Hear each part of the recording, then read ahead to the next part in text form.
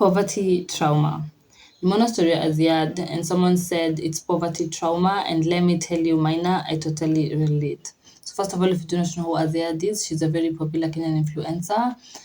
She's been in the game for maybe 5-6 years now, and of late she's been trending because of this 25 million mortgage that she's had at 25.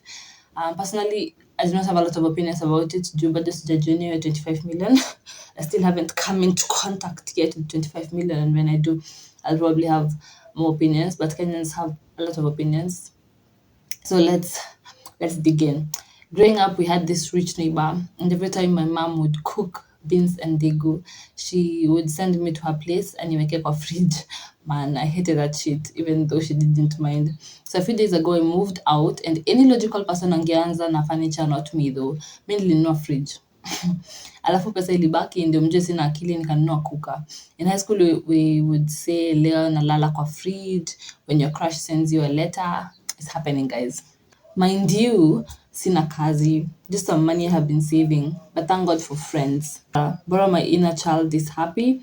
Life is for the living. So basically what this guy is trying to say that poverty trauma is when you weren't able to access some things as a child, and now you are all grown up and you just want those things that you weren't able to access, and you do not care about the cost of what it comes with or what it doesn't come with. You just want to have those things.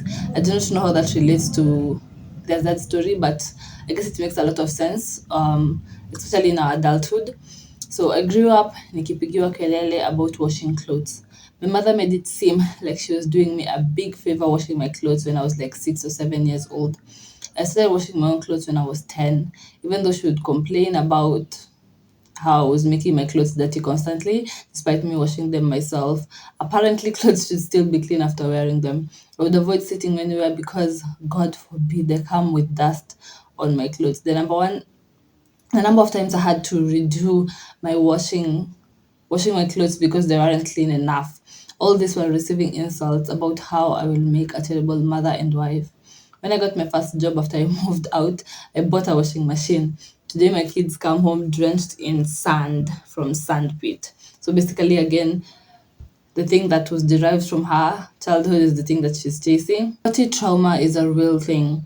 I've grown up comfortable. However, my dad didn't, and it is now that I'm realizing this. Man has 400 pairs of shoes, work shoes, sneakers, name it. He's always like, people should have a lot of shoes. He bought me 12 pairs of running shoes, one for each month. He says, ukivaa sana inazeeka. I only wear one pair of shoes for a maximum of 4 weeks in a whole year. I guess I can understand, maybe from people's perspective, maybe they're saying she didn't have this growing up. And a lot of people, of course, didn't have 25 million house growing up. I don't know if that excuses getting that, but I also know that I haven't accessed the 25 million myself, so I do not know. I feel like now we've gotten to the more opinionated people, because on the previous ones, people were just saying how like it relates and how they can relate to her situation on a couple of things. But now here, people want to break it down into logic. No more jokes. We've all seen it. Celeb or influencer goes broke, then suddenly watu wanaambiwa tumtumie kakitu. Humanity over everything. But let's be honest, there's a thin line between humanity and stupidity. Some of these guys made money that would take you years of saving your full salary. Okay, that's true. Yet somehow, hawana kitu. Yes, life can be harsh, diseases and emergencies can wipe out savings. Lakini let's be real. Bad decisions sink people faster than bad luck. Take this example, a 25 million mortgage. That's about $200,000. The average American makes $1 million. Your information, I didn't know that. The average American makes $1 million in his or her lifetime. Do you know what you can do with that if you treat it as an asset? Buy plots of land. Some go for as low as 60K. Wapi. Build a luxurious 8 million house, fully furnished.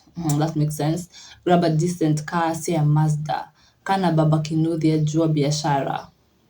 Secure yourself, your children, even your grandkids. 25 million. Point is, it's not that they don't know. They choose bad moves. Class is not bought. You're born with it. Why? Acha ni wakali kunje. Mimi yenyewe Nikisikia celeb mwingine ako na hiyo fala, nakimbia kanisa na pia anaenda kwa mganga kuombea mabaya.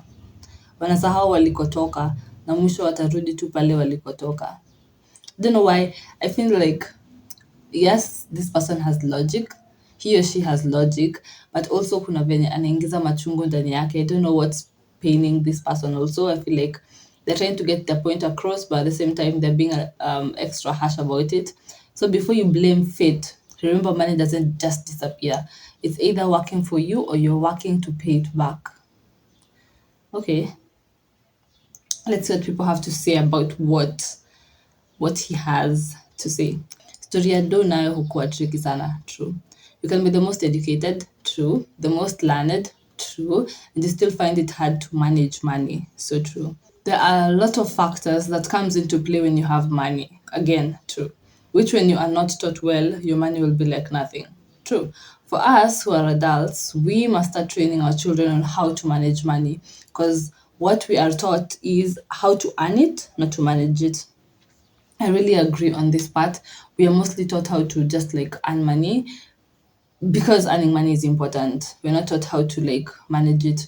Mimi nakumbuka nikiambiwa niende nitafute kazi and nobody touches on how to manage money after umepata kazi.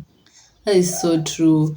But it's because we come from like the survival mindset, like you have to work in order to eat. So I totally understand why most of our parents do not teach us how to like manage money, because it was all about survival. The problem is, for celebrities, that 60K plot may not work. They have to splash 25 million and live in those high-end neighborhoods to stay relevant and keep the deals coming. I don't know about that. I think it's also about the choices that you make. I don't know if that is relevant. I don't know. Do they really have to stay in high-end neighborhoods to keep the deals coming? I don't think. I think it's your work that speaks for you. Financial knowledge is very important. Lack and survival mentality can be very detrimental too. I think, yeah, we need to, as a whole nation, as many young people, we need to educate ourselves better on finances. Like we need to educate ourselves more on finances. Like even a lot of us who are commenting on Azziad's 25 million scandal.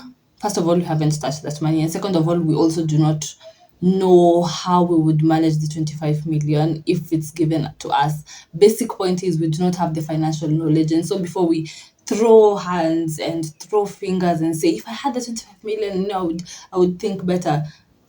There's a reason why you do not have it, first of all. And you do not know if you would have handled it better. We need to have more financial knowledge in order to learn how to manage our finances. I think that is going to be the deal breaker in our generation.